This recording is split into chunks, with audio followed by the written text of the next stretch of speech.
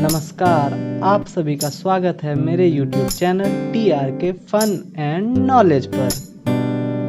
भूत प्रेत के किस्से जिसे आप लोग सुनना पसंद करते होंगे और शायद रोमांचित भी हो जाते होंगे, लेकिन आप में से अधिकतर लोग यह कहना शायद ज़्यादा पसंद करते हैं कि भूत एवं प्रेत आत्माएं सिर्फ कहानियों में अच्छी लगती है। पर शायद आप लोगों में बहुत से लोगों के जीवन में ऐसी घटनाएं घटी होंगी जिसके बाद आप प्रेत आत्माओं पर यकीन करने को मजबूर हो जाएंगे।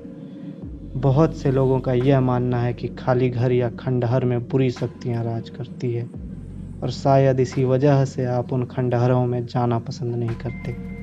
आप लोगों में से कईयों का ये मानना है कि उनका भूतों से सामना हो चुका है। वैसे तो कहने को बहुत कुछ कहा जा सकता है, पर आज जिस भूतिया जगह की बात हम करने जा रहे हैं वो भारत की सबसे डरावनी और सबसे रहस्यमयी जगहों में से एक है, और वो है भानगढ़ का किला, जिसके बारे में बहुत अजीबोगरीब और डरावनी गाथाएं हैं।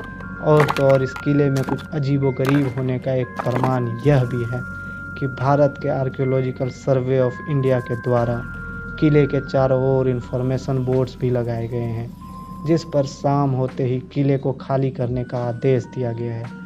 भानगढ़ का किला राजस्थान के अलवर ज़िले में मौजूद है और यह किला एक टूरिस्ट प्लेस भी है, लेकिन कमज़ोर दिल वालों के लिए शायद यह किला बेहद डरावना है। इस किले के डरावने और प्रेत आत्माओं के किस्से पूरी दुनिया में मशहूर हैं, जिसे सुनकर शायद आपकी रातों की नींद गायब हो जाए। यह किला 17वीं शताब्दी में तभी के राजा माधव सिंह ने अपने बेटे मान सिंह के लिए बनाया था।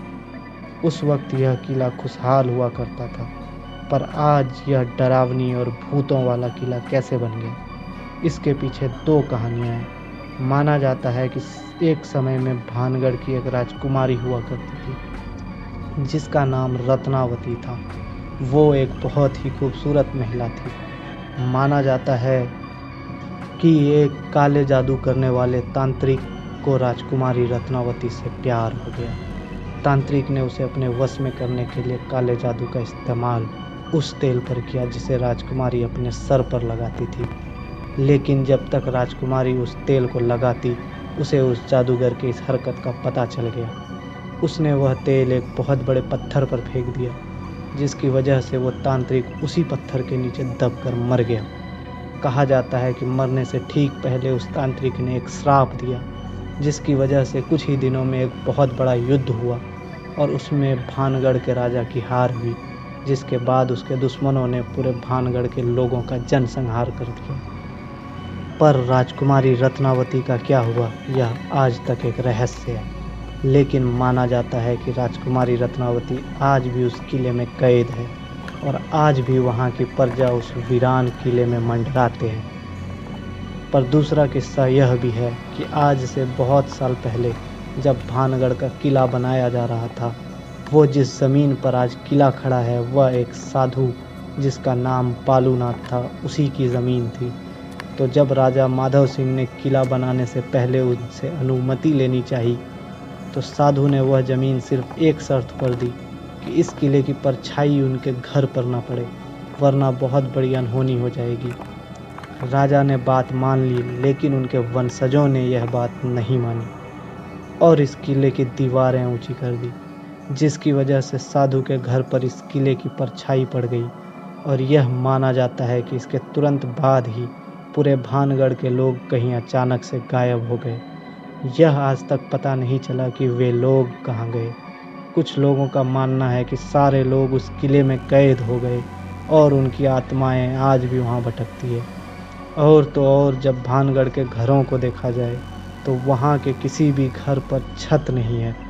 वहाँ के लोकल्स का कहना है जब भी इन घरों पर छत डालने की कोशिश की जाती है, वह छत ढह जाती है और लोग उसके नीचे दबकर मर जाते हैं।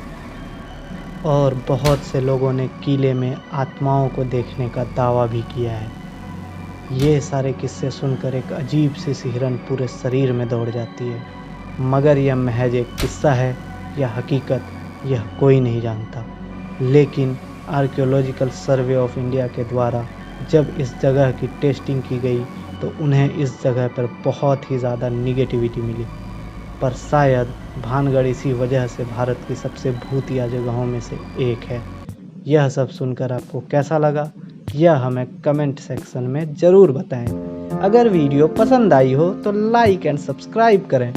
इसी तरह के और वीडियोज़ के लिए हमारे चैनल से जुड़े रहिए। Thank you.